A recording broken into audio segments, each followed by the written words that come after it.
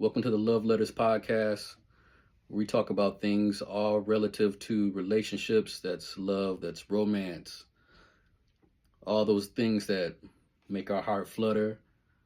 And for some of us, those things that frustrate us in our daily life, right? To get started with today's program, just want to read something here. Some pretty stark statistics.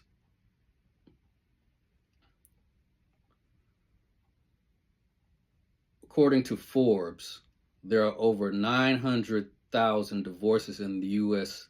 yearly, with over 2 million marriages.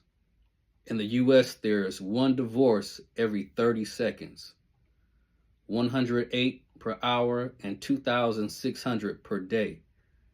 About 42% to 45% of all first marriages in the U.S. end in divorce.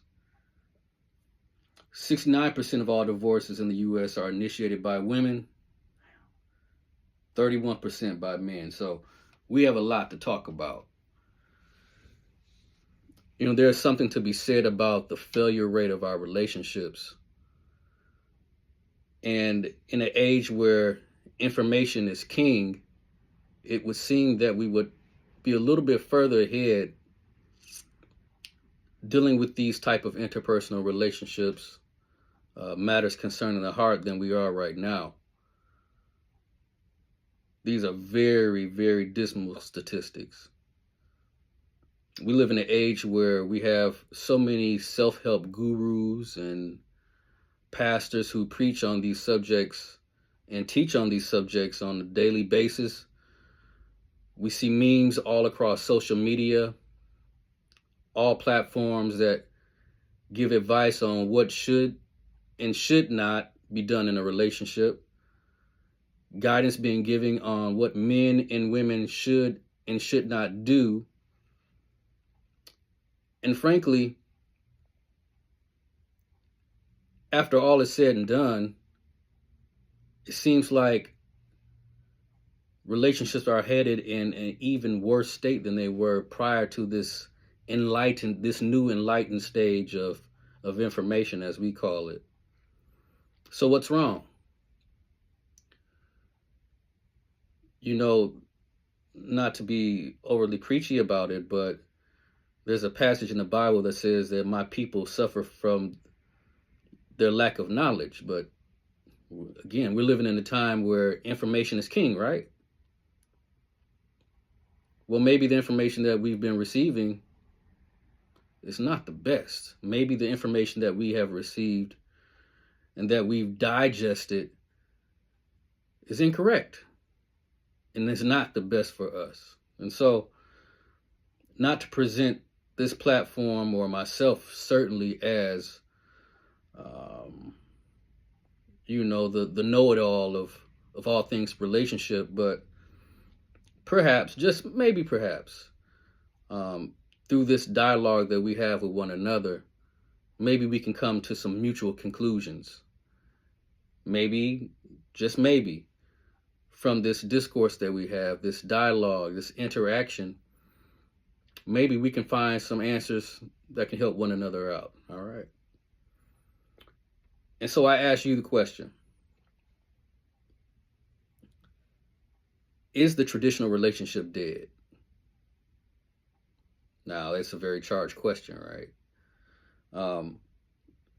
I think most of us think of ourselves as progressive in that social space. We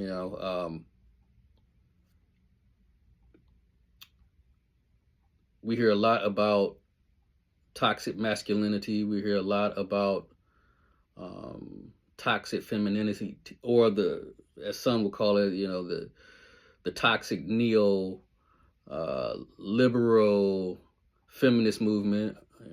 We hear a lot about red pill, blue pill, and things of that nature. But this is a subject that really, it transcends memes. It transcends talking points or sound bites. It strikes us right at home. It's something that has a direct effect in our daily life. It has a direct bearing on our children, and it has a direct bearing on certainly our society. And so it's worthy of a very serious conversation. Is the modern relationship dead? Or is the traditional relationship dead? Well, what is the traditional relationship? Now, many of us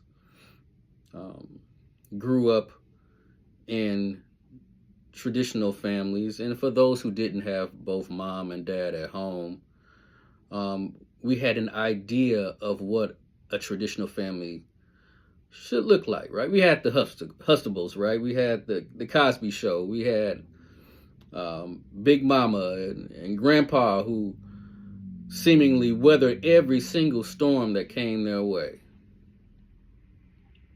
And so we had role models, maybe not perfect role models, but we had somewhat of a framework that was presented to us on what a family should look like. And by having that structure, we, on varying levels, had some looks at what relationships or how male and female should interact with each other in that type of traditional environment. I think one of the problems that we face right now is that traditional environment or structure is being frowned upon by this modern society, right? The patriarchy, right? We hear that thrown around quite often these days, whereas many of women that I grew up with, they held close to the notion that they wanted men who would lead them at home and would lead the relationship, would lead the family, right?